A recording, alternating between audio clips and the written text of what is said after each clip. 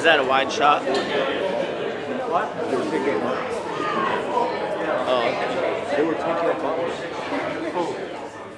Who was taking a bomb? A bomb was a bomb. Special event. Oh. We were into the special event.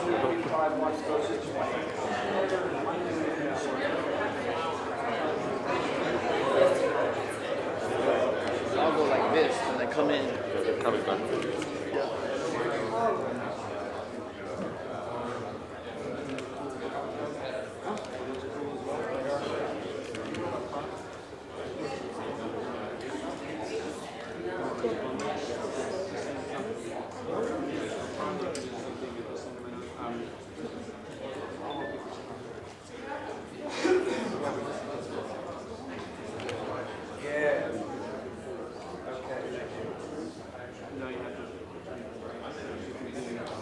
Well, I'd tell Rebecca where your chair was so she could come in. Because I can't come in.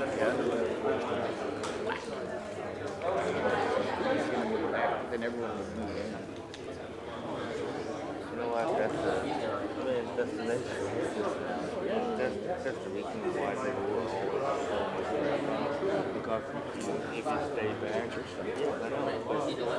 is just the nation. Yeah. If you move back, you will move up. And that's enough. Long and clean is good.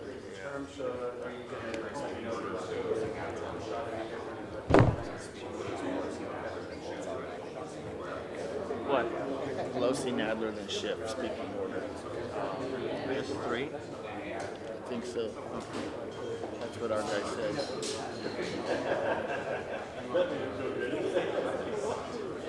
I can't believe he just shows up at 5 to 9.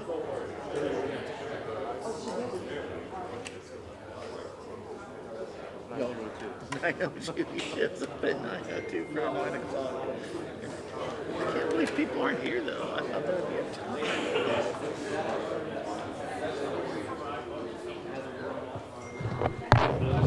Garrett, good morning. Please put my Check. 1, 2, 3, 4, 5, 6, 7, 8.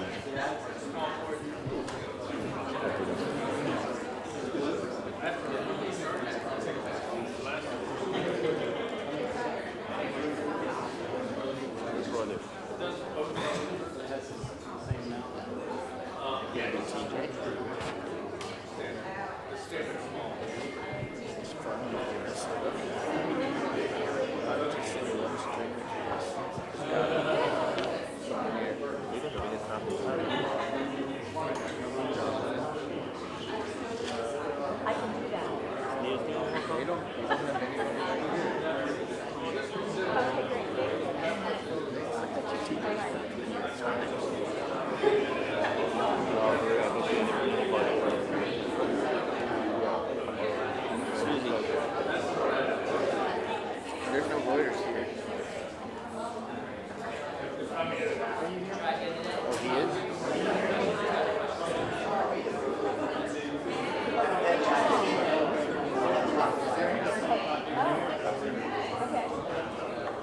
Woblowski, maybe. Alex. Who are you today? Oh, okay. Ron. Sachs, yeah. Well, Roger, not here. That's funny.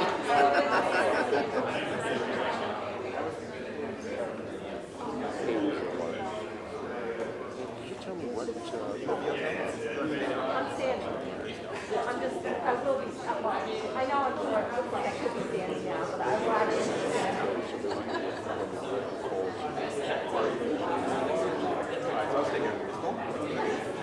Error is the one we have to worry about. Error. Because, you know, he's called. Down in front.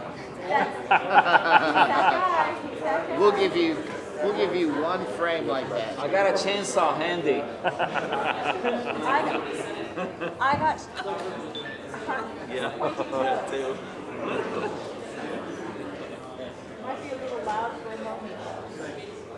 Okay. All right. Got it. Thank you. It's amazing. Is there a ladder in the back? Hands up! That's unbelievable. He is. watch. He's gonna try to sell it. So at least he's trying to sell it.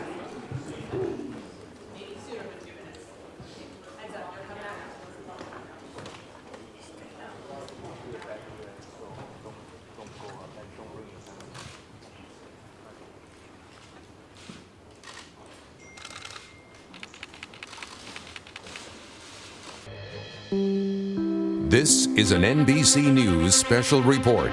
Here's Savannah Guthrie.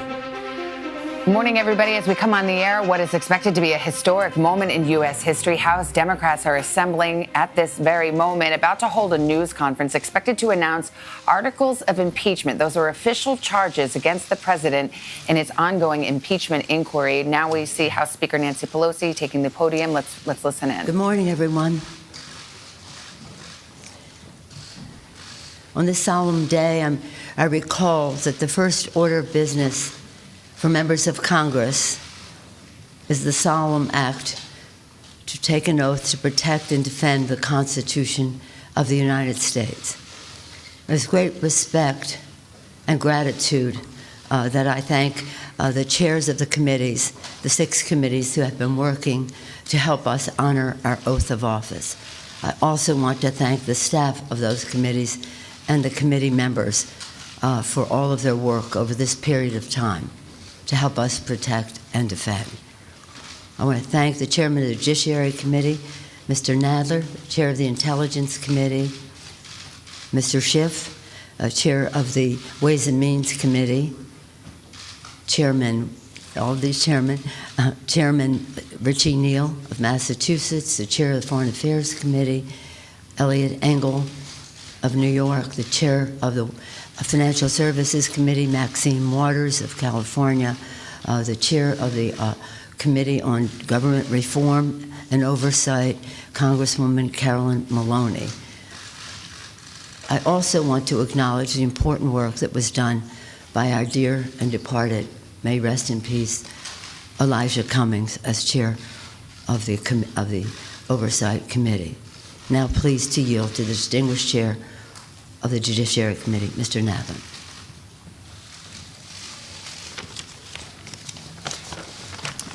Thank you, Madam Speaker. Over the last several months, the investigative committees of the House have been engaged in an impeachment inquiry into President Donald Trump's efforts to solicit foreign interference in the 2020 elections, efforts that compromised our national security and threatened the integrity of our elections. Throughout this inquiry, he has attempted to conceal the evidence from Congress and from the American people. Our president holds the ultimate public trust. When he betrays that trust and puts himself before country, he endangers the Constitution, he endangers our democracy, and he endangers our national security. The framers of the Constitution prescribed a clear remedy for presidents who so violate their oath of office. That is the power of impeachment. Today, in service to our duty to the Constitution and to our country, the House Committee on the Judiciary is introducing 2 articles of impeachment charging the President of the United States, Donald J. Trump, with committing high crimes and misdemeanors. The first article is for abuse of power. It is an impeachable offense for the President to exercise the powers of his public office to obtain an improper personal benefit while ignoring or injuring the national interest. That is exactly what President Trump did when he solicited and pressured Ukraine to interfere in our 2020 presidential election, thus damaging our national security, undermining the integrity of the next election, and violating his oath to the American people. These actions, moreover, are consistent with President Trump's previous invitations of foreign interference in our 2016 presidential election. And when he was caught, when the House investigated and opened an impeachment inquiry, President Trump engaged in unprecedented, categorical, and indiscriminate defiance of the impeachment inquiry. This gives rise to the second article of impeachment for obstruction of Congress. Here, too, we see a familiar pattern in President Trump's misconduct. A president who declares himself above accountability, above the American people, and above Congress's power of impeachment, which is meant to protect against threats to our democratic institutions, is a president who sees himself as above the law. We must be clear. No one, not even the president, is above the law. I want to recognize the great contributions of the investigative chairs, particularly Intelligence Committee Chairman Adam Schiff, Foreign Affairs Chairman Eliot Engel, Committee on Oversight and Reform's former chairman, the late Elijah Cummings, and its new chairwoman, Carolyn Maloney, Financial Services Chairwoman Maxine Waters, and Ways and Means Chairman Richard Neal, who helped lay the foundation for the articles we are introducing today. I also want to thank my Judiciary Committee colleagues who were critical in our work to hold the President accountable and in the drafting of these articles.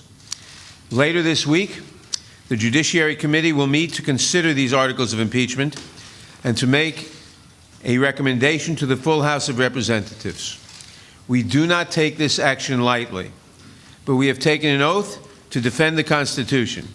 And unlike President Trump, we understand that our duty, first and foremost, is to protect the Constitution and to protect the interests of the American people. That is why we must take this solemn step today. Elections are the cornerstone of democracy and are foundational to the rule of law.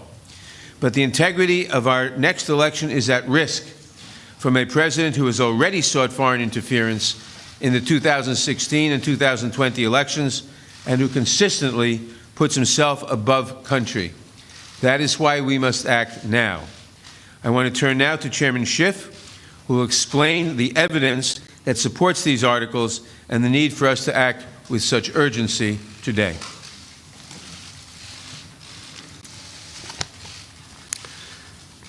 Thank you, Mr. Chairman. Thank you, Madam Speaker, and to my colleagues, good morning.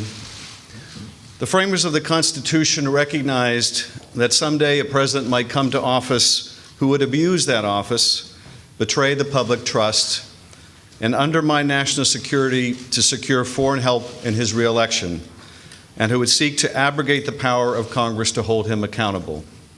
They recognized this danger, and they prescribed a remedy, and that remedy is impeachment. It is an extraordinary remedy and one that I've been reluctant to recommend until the actions of President Trump gave Congress no alternative.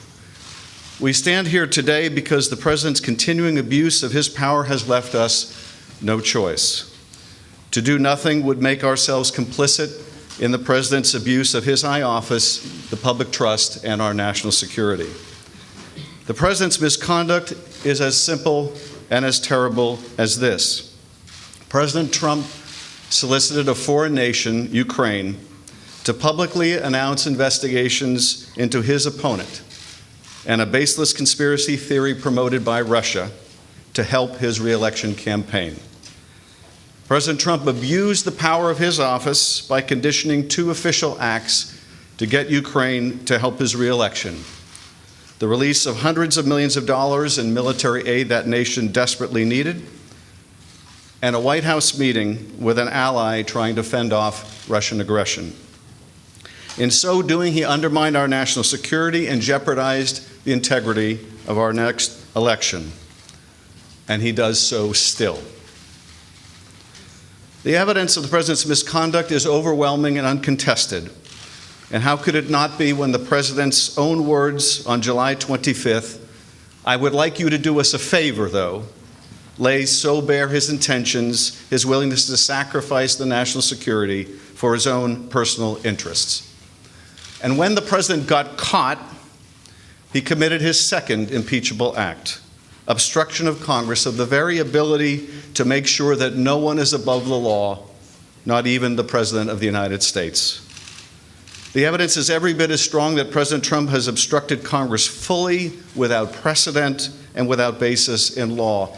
If allowed to stand, it would decimate Congress's ability to conduct oversight of this president or any other in the future, leaving this president and those who follow to be free to be as corrupt, malfeasant, or incompetent as they would like, with no prospect of discovery or accountability. Now, some would argue, why don't you just wait?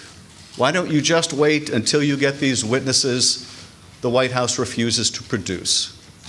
Why don't you just wait until you get the documents the White House refuses to turn over? And people should understand what that argument really means. It has taken us 8 months to get a lower court ruling that Don McGahn has no absolute right to defy Congress. 8 months for one court decision. If it takes us another 8 months to get a second court or maybe a Supreme Court decision, people need to understand that is not the end of the process. It comes back to us and we ask questions because he no longer has absolute immunity, and then he claims something else, that his answers are privileged and we have to go back to court for another 8 or 16 months. The argument, why don't you just wait, amounts to this. Why don't you just let him cheat in one more election? Why not let him cheat just one more time? Why not let him have foreign help just one more time? That is what that argument amounts to. The president's misconduct goes to the heart of whether we can conduct a free and fair election in 2020. It is bad enough for a candidate to invite foreign interference in our political process, but it is far more corrosive for a president to do so and to abuse his power to make it so. Despite everything we have uncovered, the president's misconduct continues to this day, unapologetically and right now. As we saw when he stood on the White House lawn and he was asked, what did you want in that July 25th call? And he said the answer was a simple one. And not just a simple one on July 25th, but a simple one today, and that is he still wants Ukraine to interfere in our election to help his campaign. Even this week, the president's lawyer was back in Ukraine seeking to revive the same debunked conspiracy theory promoted at the president's behest. Which gets to the final and most pernicious of the arguments that we have heard in the president's defense. That the president can do whatever he wants under Article 2, including get foreigners involved in our elections, and we should just, to quote the president's chief of staff, get over it. Ben Franklin said, we have a republic if we can keep it. The president and his men say, you can't keep it, and Americans should just get over it. Americans don't get to decide American elections anymore, not by themselves, not without foreign help. For the members of Congress, this is not a question of fact because the facts are not seriously contested. It is rather a question of duty. The president's oath of office appears to mean very little to him, but the articles put forward today will give us a chance to show that we will defend the Constitution and that our oath means something to us. I thank you, Mr. Chairman.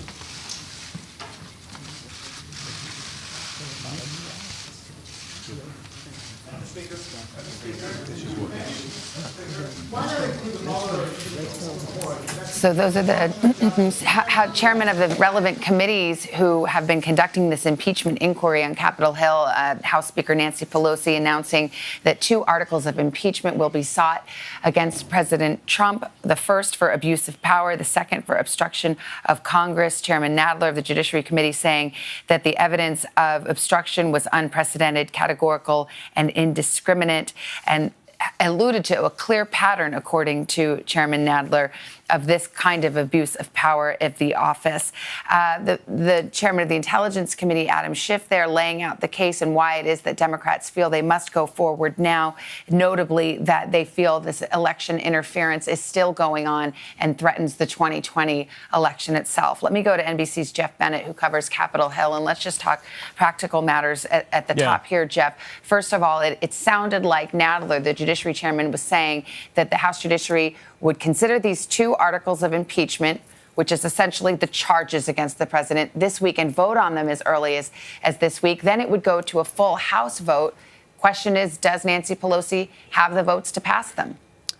Well, she certainly has the Democratic vote, it appears, Savannah, but not the Republican, right? I mean, we expect that this vote, once it reaches the House floor, will split along party lines. And that is not the ideal scenario that the House Speaker had envisioned when she embraced this impeachment inquiry back in September. But to your point, you did hear Chairman Jerry Nadler, chairman of the Judiciary Committee, put the case for impeachment in stark and urgent terms. He said that President Trump endangers the democracy. He said that he undercut national security with his Ukraine dealings and that he threatens the integrity of the elections. And so these two articles of impeachment are connected directly to the Democratic theory of the case, that President Trump, they say, abused his power when he pressured Ukraine to open investigations into his political rival that would be politically and personally beneficial for President Trump himself. And Democrats further say that he obstructed Congress by blocking Democrats' access to key witnesses and evidence. So, yes, we do expect that the committee will continue drafting these articles, vote on them potentially as early as Thursday. That kicks it over to the House next week to have essentially that the House move articles of impeachment off the floor to the Senate by the end of the year, which had been their goal for some months now. All right, so that brings us to the White House and Kristen Welker, who's on duty there. And we heard Adam Schiff, the intelligence chairman, kind of look to rebut some of the arguments that had been put out there, one of which is that the House Democrats are rushing this and should wait to see if they can get the testimony of other witnesses who, of course, have the White House has blocked from testifying. They're saying they're not going to let the president run out the clock. They're going forward. So it looks like we're headed toward a Senate trial. What is the preparation that's going on at the White House? It looks that way, Savannah, and I can tell you that that is the key focus here at the White House, preparing for the Senate trial, preparing to participate. As you note, the White House stonewalled and refused to allow officials to testify in the House proceedings that have been underway over the past several weeks. I can tell you, based on my conversations with administration officials, they have been monitoring the developments this morning quite closely. So we anticipate we'll get some type of reaction from President Trump, from the administration in short order. But the administration has been girding for this moment, Savannah. President Trump has been tweeting throughout the weekend, 99 tweets, including one today. Let me read you. He said, to impeach a president who has proven through results, including producing perhaps the strongest economy in our country's history, to have one of the most successful presidencies ever, and most importantly, who has done nothing wrong, is sheer political madness. And so I think we can hear a lot more of that a little bit later on today. One official telling me the president will have a full-throated response at his rally in Hershey, Pennsylvania later tonight. Savannah. All right, Kristen Welker at the White House and the news this morning to recap 2 articles of impeachment announced by House Democrats, 2 charges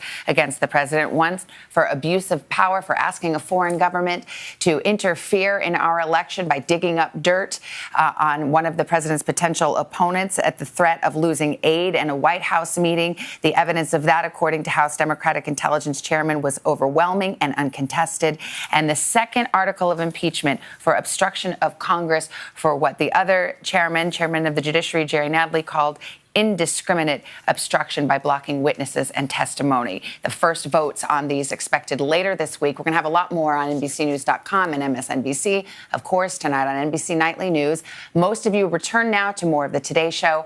I'm Savannah Guthrie in New York. This has been an NBC News Special Report.